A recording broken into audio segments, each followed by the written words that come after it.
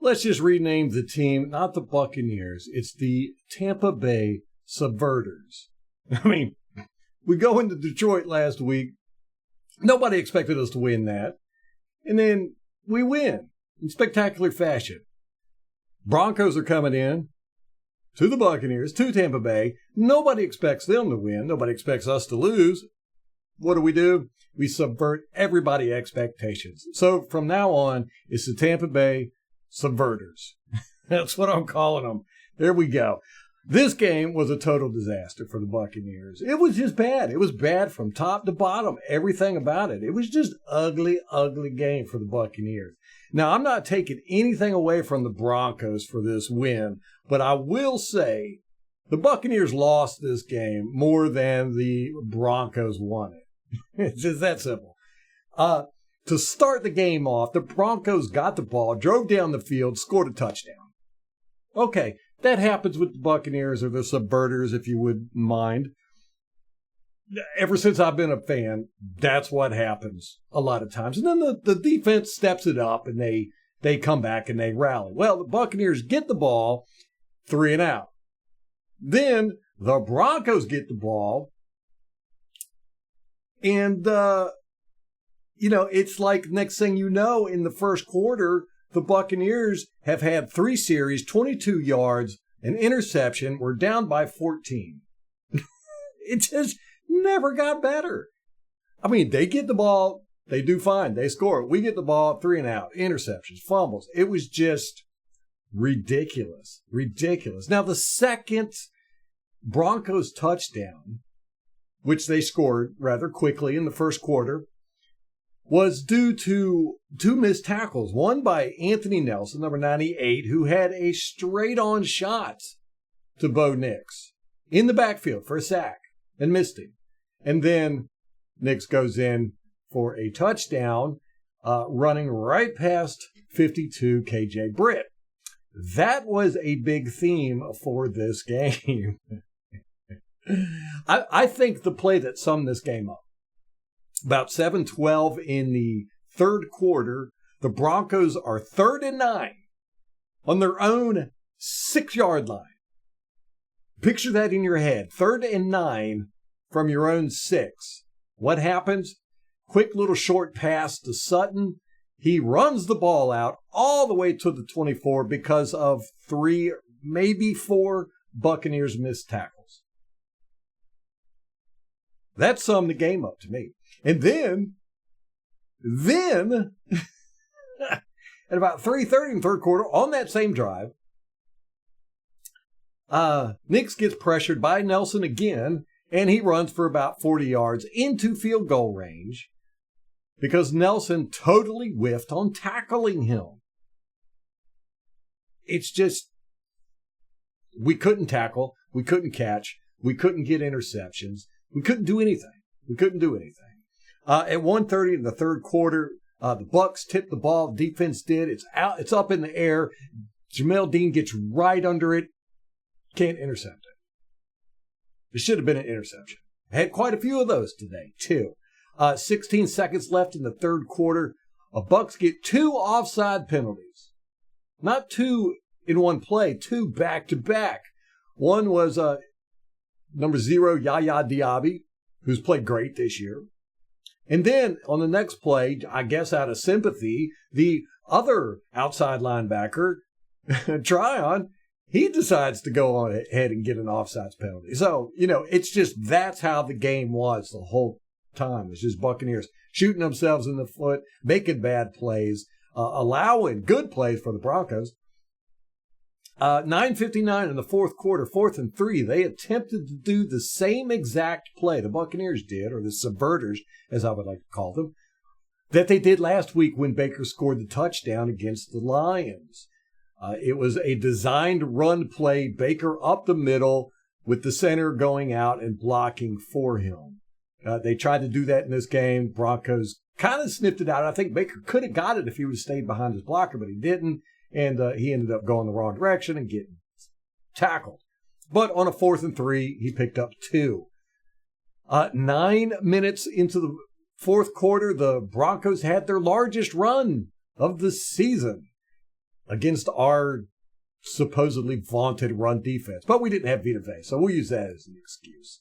5:37 in the fourth quarter, Broncos blitzed a cornerback off the left side of the offense. He came in clear. Nobody picked him up. I saw the running back went right past him. Nobody picked him up. He almost killed Baker Mayfield. Baker Mayfield got out of it, scrambled for a little bit, looked like a chicken with his head cut off, and then he just kind of dumps it out to Bucky Irving, who picked it up and made a first down. That was probably our best play of the game. A busted, ugly, ugly play. It was probably the best play of the game. 4:22 in the fourth quarter, Mike Evans, Mr. Mike Evans, drops the ball right in his hands. 4:16 in the fourth quarter, second and goal at the 6, Mayfield gets sacked. Second and goal at the 6, Mayfield gets sacked. So then it's third and goal at the 11.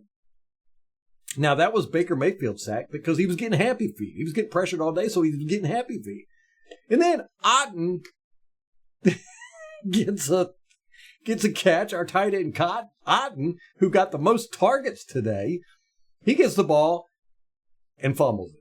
Picked up by the Broncos, ran back to midfield. So it went from real quick, hey, we have a chance at a spectacular comeback here, to a game over. Real quick. Kind of embarrassing. And that was pretty much the nail in the coffin. And on the broadcast, you could hear the crowd chanting, which most of the Buccaneer fans had left. At that point, it was just Broncos fans. And they were chanting, "Let's go Broncos." Oh, you never want to hear that in your own stadium. The Bucs did get the ball back with 25 seconds left in the fourth quarter and then just ran it out. I'm not a big fan of that. I understand you don't want people to get hurt and all that good stuff, but it's this, oh, the game's over, let's just quit mentality that I'm just not a fan of. But that's personal preference. Levante David had a pretty good game. He got a nice punch out for a fumble for the Bucs that we recovered after a referee review. The referees sucked in this game. They missed quite a bit. Tyke Smith and McCollum looked good. Dean was picked on quite a bit. He actually turned out to be our lead tackler on the Bucs with 13 tackles. 9 of those were solo. Those are linebacker numbers. I mean, they were throwing at Jamel Dean this whole game. Bucky Irvin looked really good. He had a 7.8 yards per carry with a long of 32. Rachaad White, on the other hand, had a 2.8 yard per carry average. I don't see how Rachaad White's going to keep the starting job. I just don't. We did have a Sean Tucker sighting. He got the ball one time for 4 yards, last play of the game. Receiving for the Bucs was not good. It was not good at all. Like I said, Cade Otton was the number one target, and Godwin had the most yards at, I think, about 56. I'm not sure. I had the playbook pulled up here, but I lost it. Total net yards for both teams. Broncos had 352. Buccaneers had 223.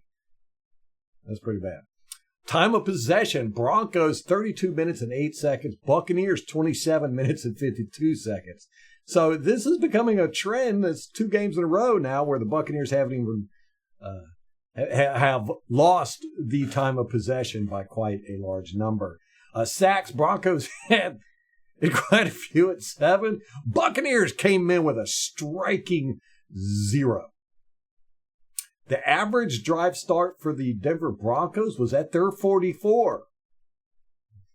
The Subverters started at their 26. So right away, that's a 20-yard advantage to the Denver Broncos.